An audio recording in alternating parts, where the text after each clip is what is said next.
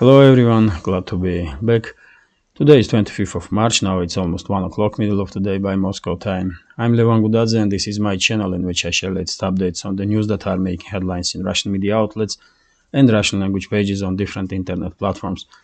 There is quite a few very significant developments and news that I like to share with you for this moment, but before I start, let me address one important for me issue and say that if you think this channel is interesting, useful, has some potential and deserves to exist in this field of news and political commentary, please consider to support with a small donation through PayPal or subscribe to my Patreon page. You will see links under this video in the description box.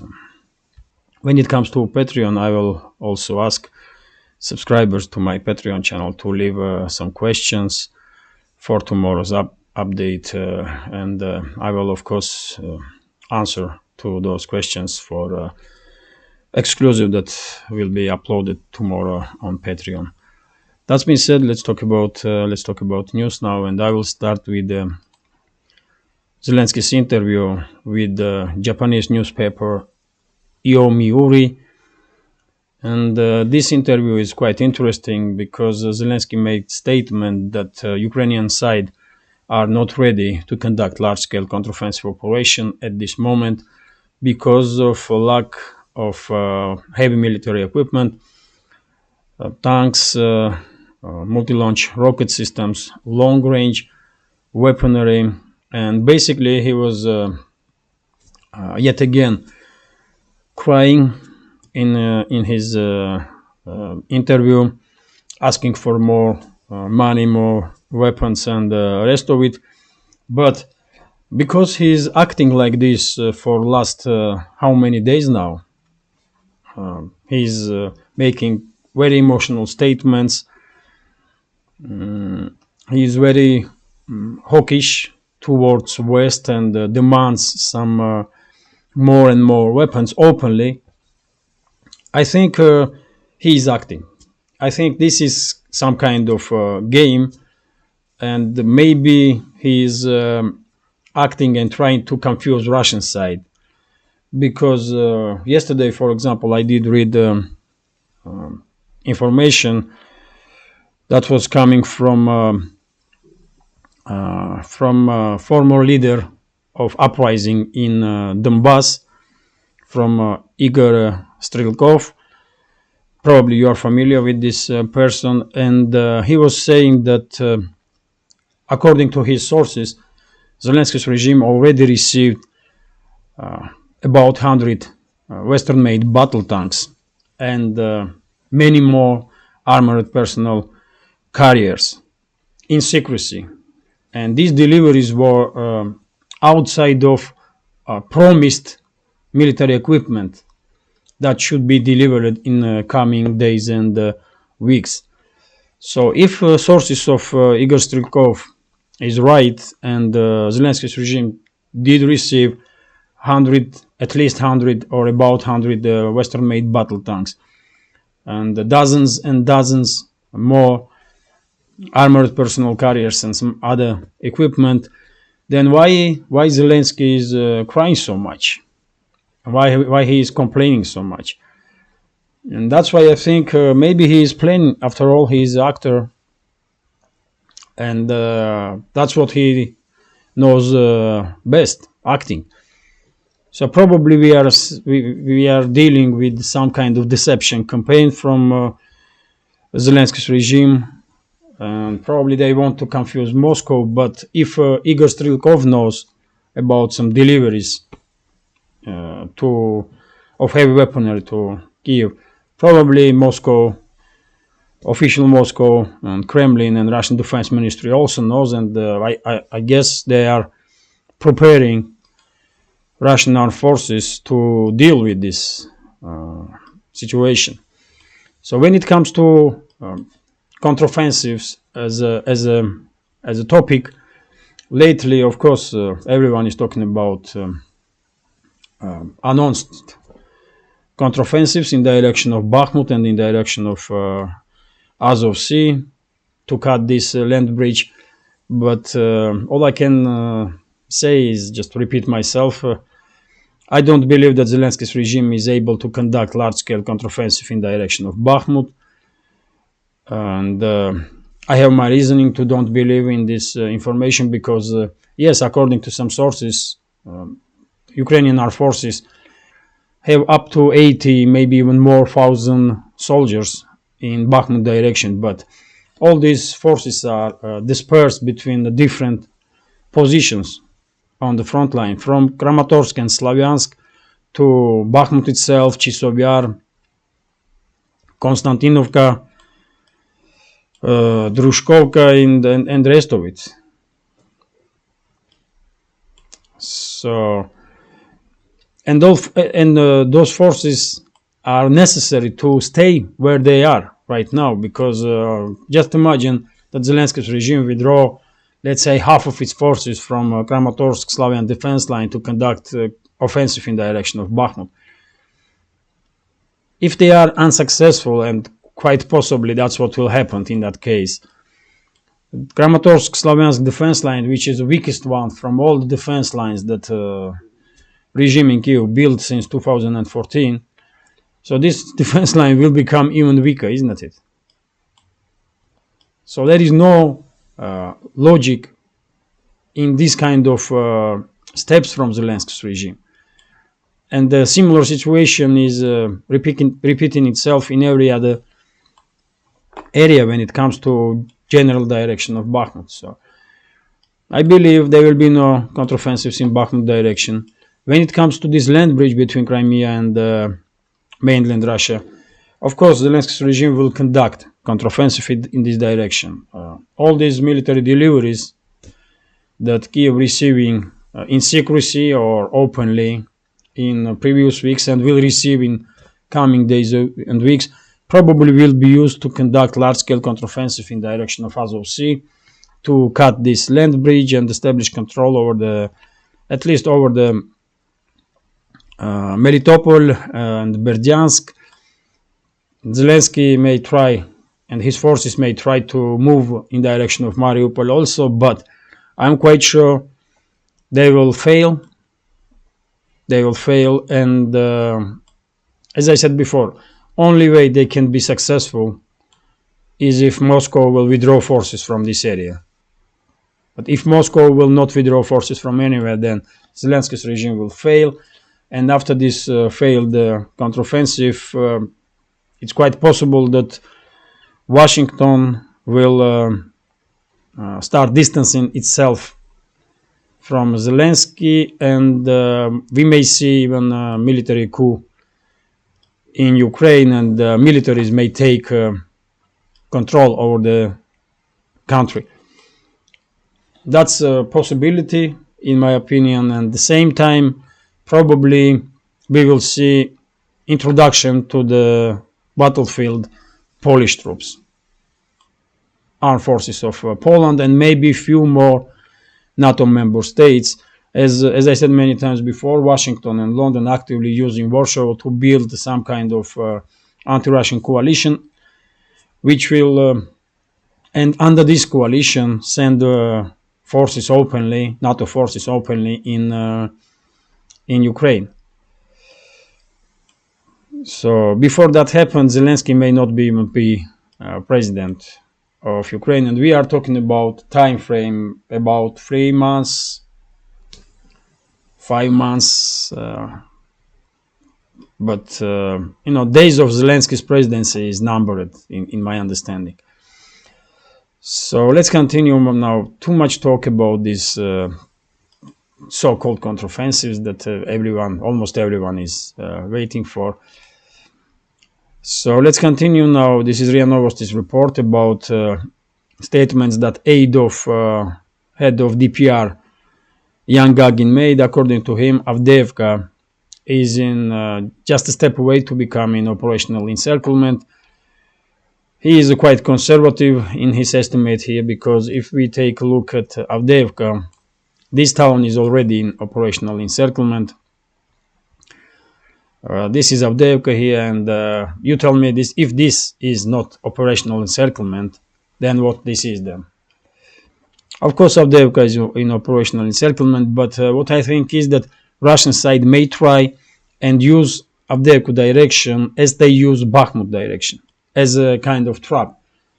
So now Russian side may not close this gap between Avdiivka and the western parts of Ukraine. They may leave this gap open to invite more and more forces of Ukrainian army to enter this trap. But probably they did learn something after Bakhmut.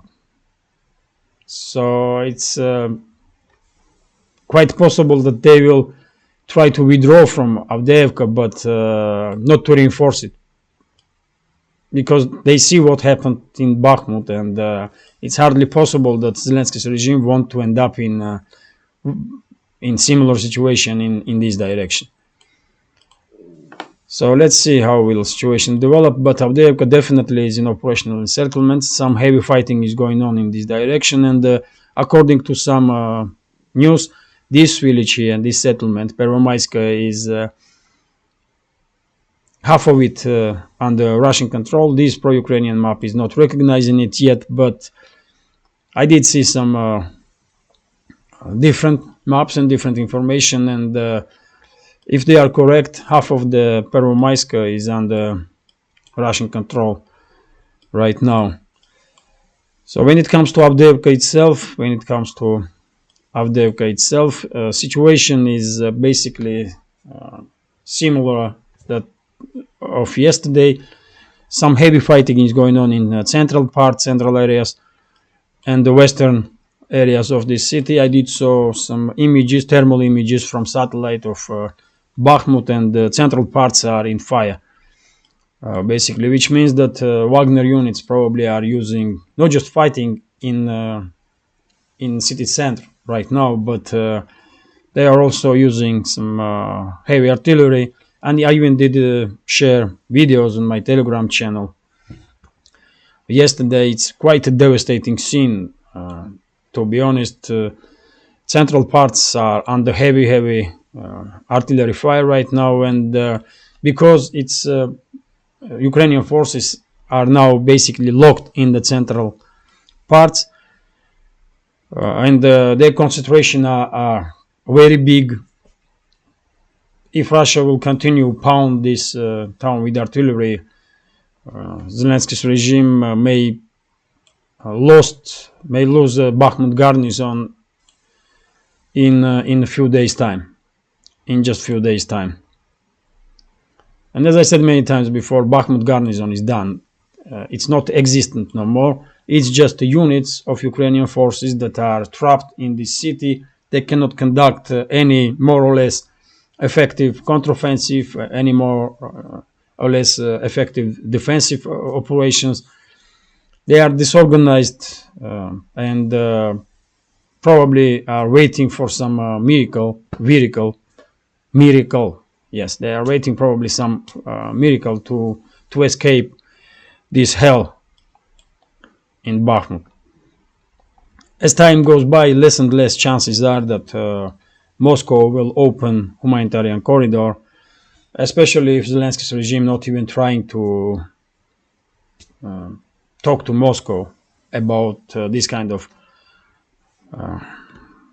possibility. So let's see how will situation develop. As I don't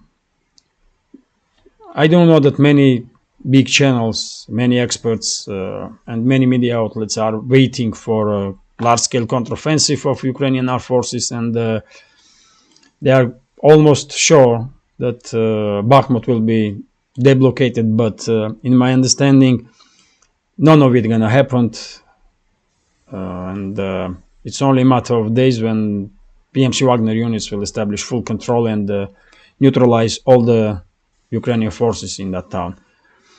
So Russian side was also very active in the direction of Seversk, as I was predicting for many weeks now.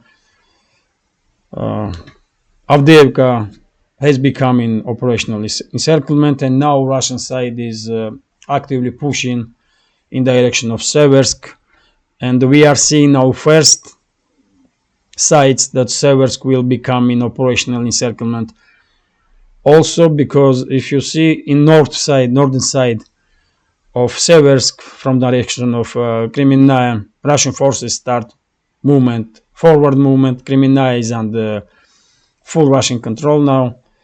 So they are pushing from northern side now in direction of Seversk, in direction of Yampol, same time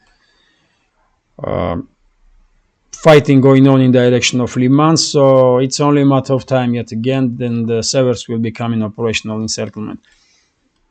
So in this kind of situation, what kind of counteroffensive Zelensky's regime gonna conduct, man? I mean, I just cannot believe that these big channels are still pushing this narrative that there will be some, mysterious Ukrainian counteroffensive to deblocate Bakhmut. And no, man.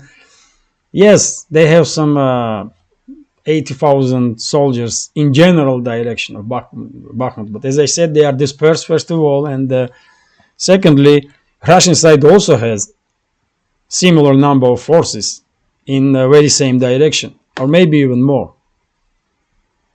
So for some reason, no one is talking about this point, that Russia also has forces in that direction. So yes, this is it when it comes to situation on the front line. No huge breakthroughs yet. It's a kind of operational pause on the front line. There are some activities in direction of Seversk, in direction of Bakhmut, and in direction of Avdiivka. Rest of the front line is kind of standstill. But yet again, situation may change very quickly in any moment. Let's continue now. And this is quite interesting news. Let me check how long is this video. 17 minutes. Wow. Okay, this is TASS news agency's report about statements that head of PMC Wagner Prigozhin made. According to him, 5,000 former prisoners were freed because they had contract with PMC Wagner, and they did finish the contract. And from these 5,000 former prisoners, only 0.31% did commit crime again. So this is a quite impressive number. Let's be honest about it. And probably I would not be surprised if we learn in some time that majority of former prisoners that had contract with Wagner, PMC Wagner, did prolong their contracts, because they are finding, probably many of them are finding well-paid job, and most importantly, they are finding some brotherhood in PMC Wagner, which is probably very helpful for them to re-socialize. So that's why I think this number is impressive, that only 0.31% did committed crime after being released from contract with Wagner. And majority probably will continue to work with Wagner PMC. Quite impressive numbers. So let's continue. And this is TASS news agency again, and we have information that China come up with the peace initiative again, and Beijing called Kiev and Moscow for ceasefire to prepare ground for peace talks. Of course, all of us do understand that as long as Washington and London are against ceasefire, against peace in Ukraine, there will be no peace. And officials of United Kingdom and United States openly are saying that they are against peace negotiations. In this situation, of course, we cannot hope for a quick end of this conflict, but Beijing's initiative is important because it shows once again that China truly becoming a major political power in this world, not just economical, but political power in this world. And this situation once again demonstrating how damaging Biden administration and current UK administration or previous one are for these countries, because they are locked in situation when they are openly stating that they are against peace. And that's quite a reputational damage for these countries, for those countries, isn't it?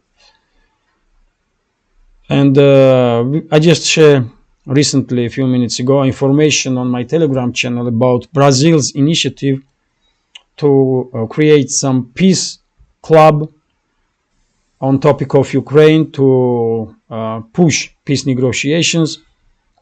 And this topic will be discussed when head of Brazil will visit China today. As I understand, Lula will be in China today. Maybe he's already in China. So we will probably in coming days hear some more peace initiatives from Beijing and from BRICS member states, which is important because Brazil is a important part of the BRICS, as China and Russia are. So let's continue now. This is also kind of interesting news, because Swiss government did start investigation about Swiss military equipment that end up in Ukrainian army's hands.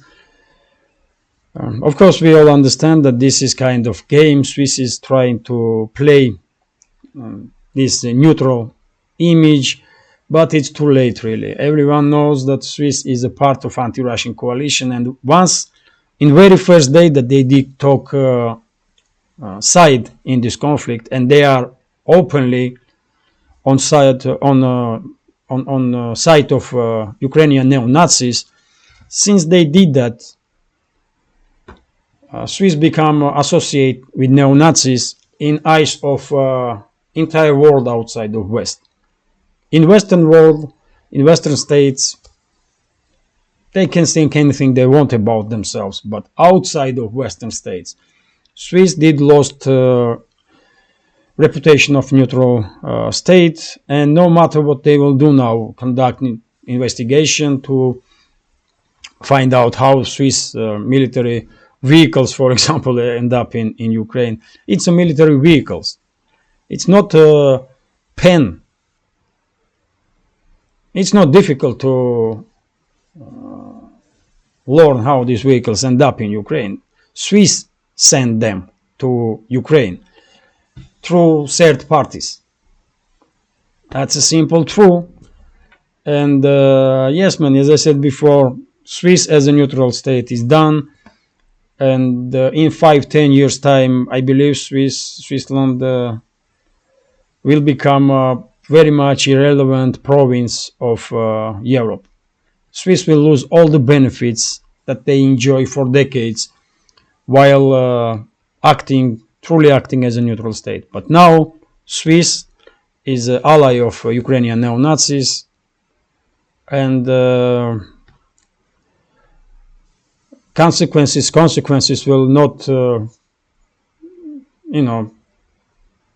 consequences will arrive soon. They are already arriving, because look at the banking system of Swiss, famous Swiss banking system. They are in big trouble, and mainly, I believe, because Switzerland lost neutrality, and investors and clients of those banks just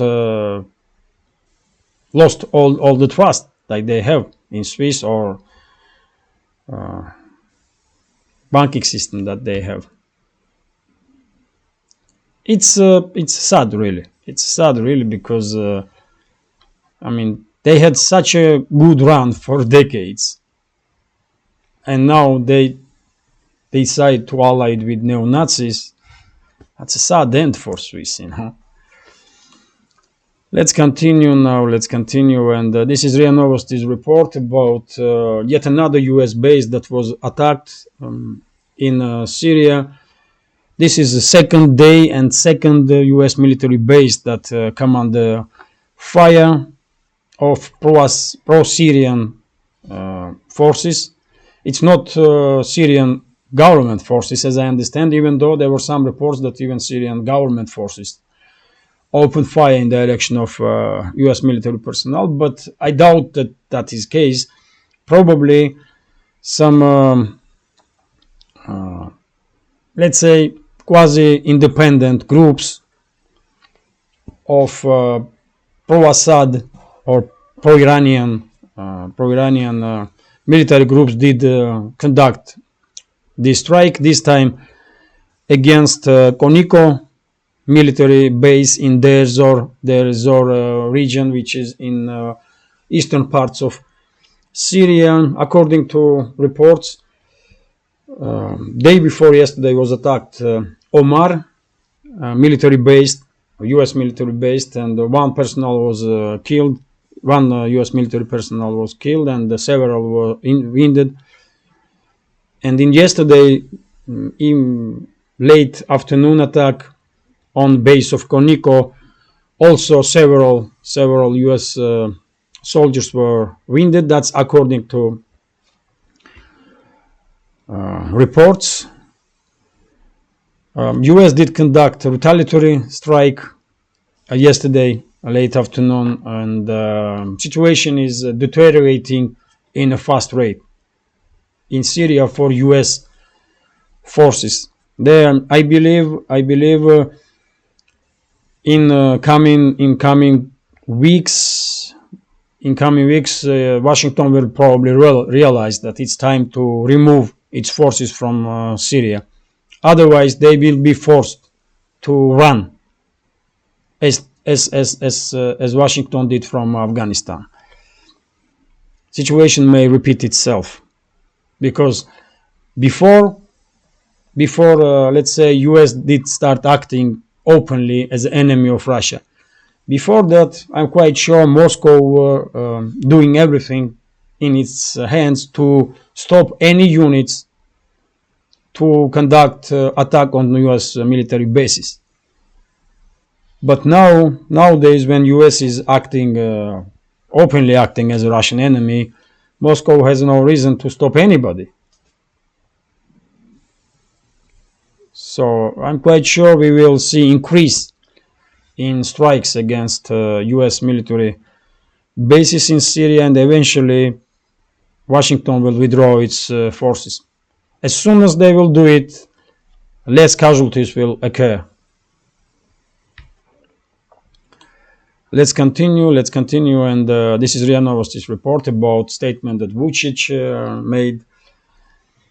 As you know, it's 24 years passed since NATO did attack absolutely illegally Yugoslavia and basically destroyed this country. This so-called defensive alliance destroyed Yugoslavia. Many people in the West forget about it, and in discussions they are still using these words, that NATO is a defensive alliance. Really? What happened to Yugoslavia?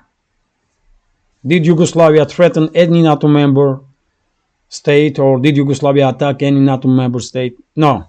It's NATO member states that attacked Yugoslavia and destroyed one of the greatest countries in the central parts of Europe, in Central Europe. And Vucic did said in his statement about this that no one will forget or forgive NATO what they did 24 years ago, until even one Serb is alive. And it's hard to argue. It's hard to argue with Vucic. NATO did committed crime against not just against Yugoslavia, and not just against Serbian people. NATO did committed crime against a NATO member state, did committed crime against humanity, and they should be punished for this. They should be punished. Everyone that was involved in decision making should be punished. But we are living in the world where justice is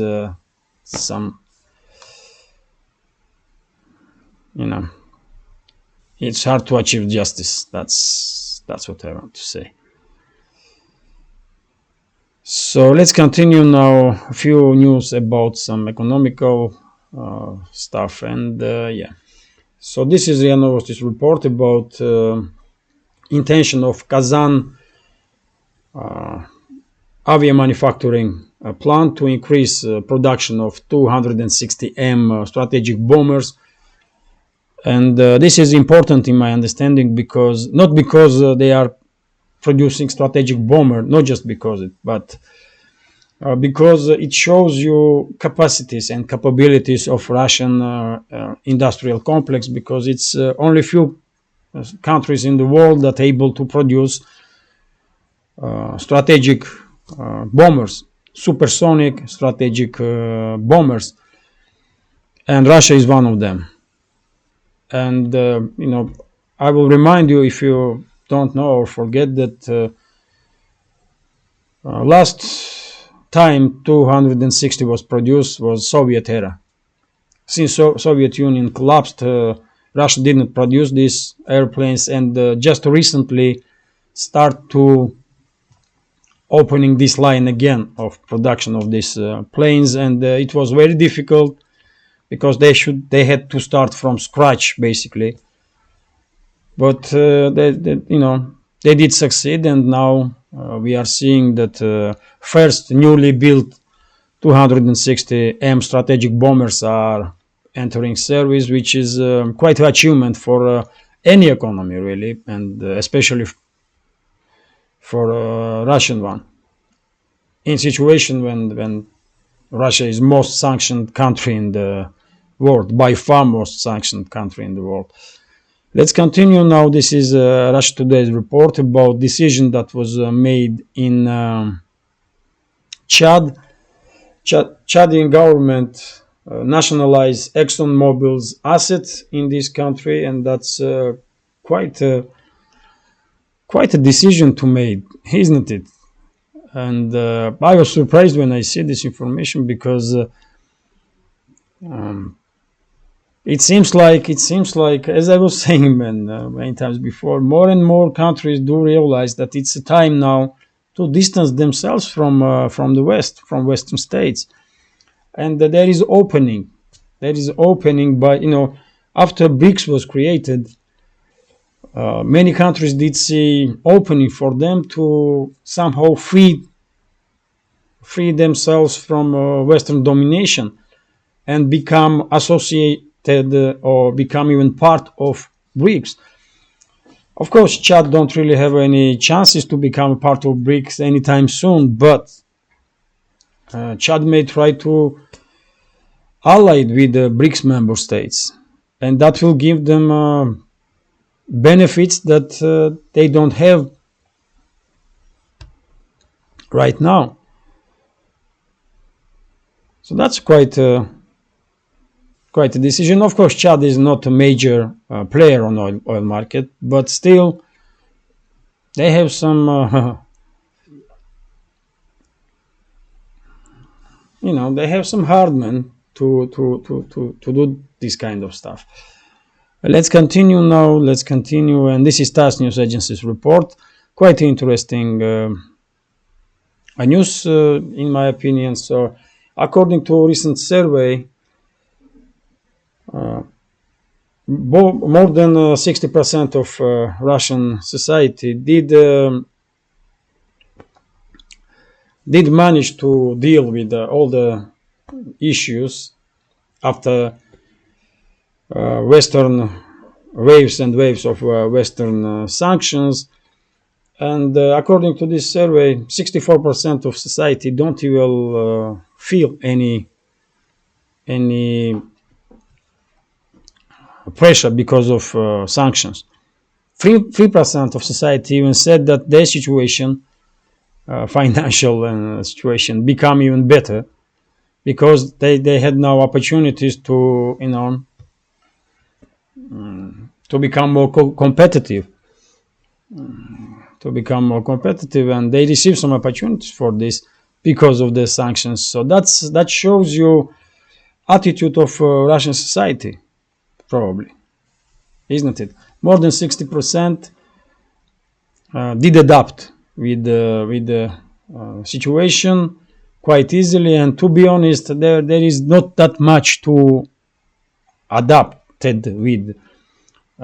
Main problem that Russian citizens are experiencing is problems with the payment systems, with the banking systems, because Russian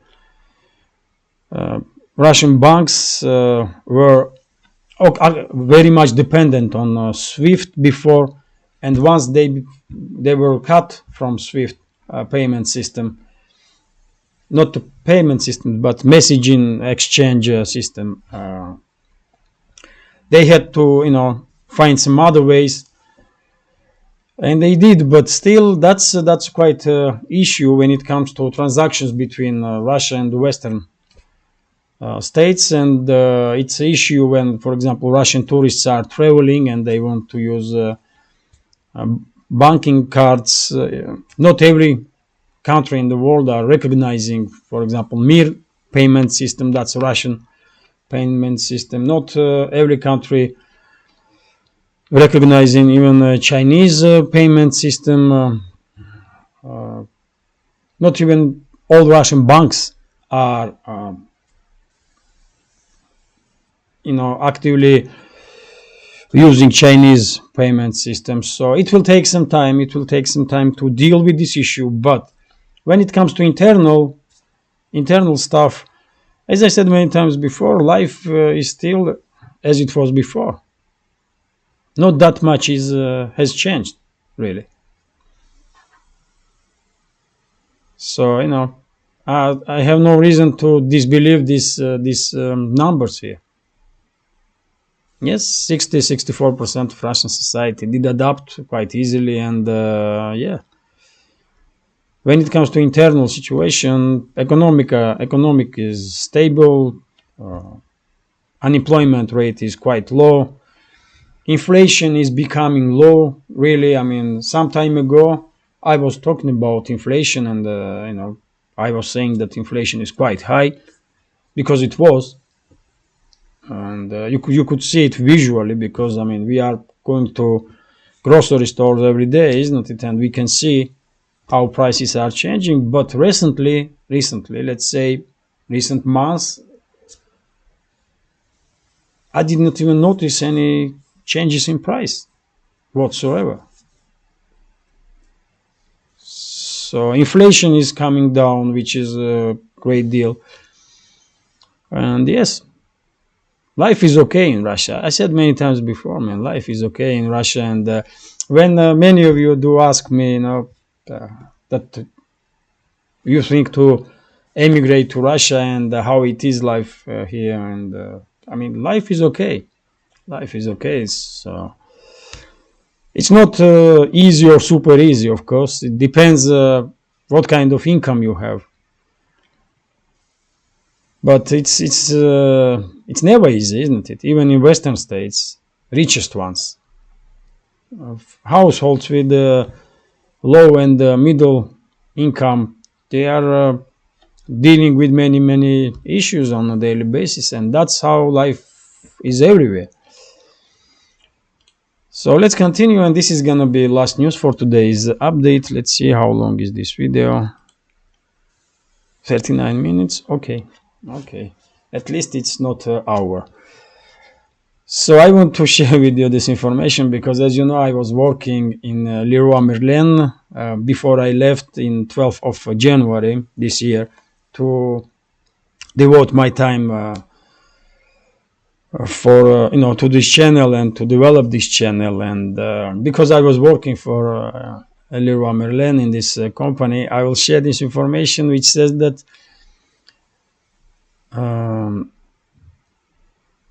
This company, Adeo is a corporation that owns Leroy Merlin, this brand, and Adeo did decide to sell all its stores in Russia. So probably pressure had become too big for Adeo. That's a French, quite big corporation.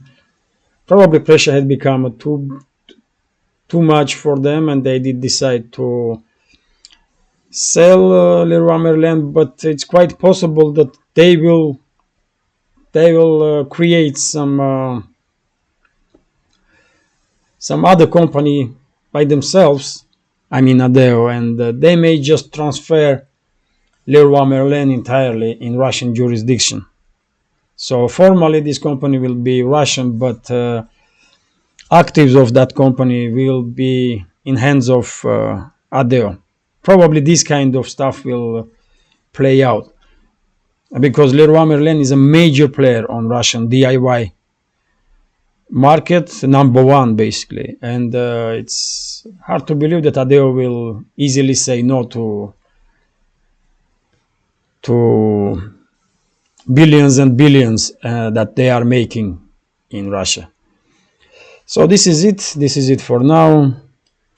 I hope you will find this video interesting, and if so, please hit that like button, leave some commentary about any topic you like, and if you can, please share links to my videos or my channel with your friends on Twitter, Facebook, Telegram, or any other platform that you are active on. That will greatly help me to reach wider audience, and of course I will be very grateful for this help. And yes, if you can and if you want to, you also can support my channel with small donations through PayPal or by subscribing to my Patreon page. You will see links under this video in the description box. This is it for now. Have a nice weekend, have a great weekend, and take care.